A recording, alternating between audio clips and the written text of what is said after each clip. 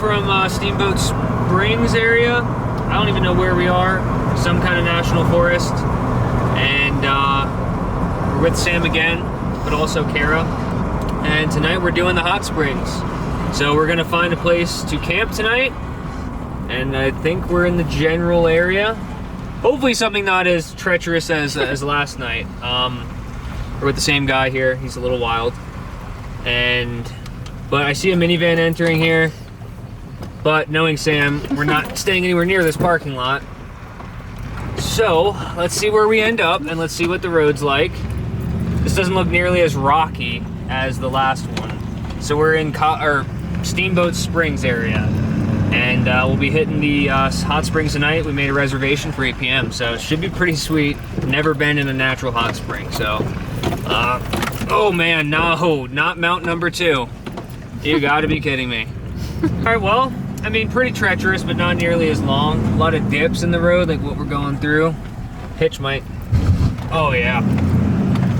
I can see Sam and Kara up there. So then we'll hang out, set up camp, and then I guess we're gonna take one car to the springs. We out here, I have no idea where we are. Besides the general idea of Steamboat Springs area. Other than that, couldn't tell you what national forest we're in. Just like last night, I already forgot. But yeah, good to be here. Get to the campsite, it was treacherous as hell, not gonna lie. We just washed the van. Gonna have to wash it again. And as far as off-grid camping goes, this will probably be the extent of deep into the backcountry that Michaela and I go. Rest of it will be... Yeah, Sam is an animal. Rest of it, yeah, we'll be pulling off pretty much ready to get in. Yeah. Because just like to take it easy on the suspension and everything with all the weight and the brakes as well. So right now we're hiking up. Guess to the top of this hill, I'm not too sure. And we have the hot spring reservation at 8 p.m. So, pretty stoked. How are you feeling? I'm feeling good, but I know I'm gonna be out of breath as soon as I get up this hill. Yeah, me too.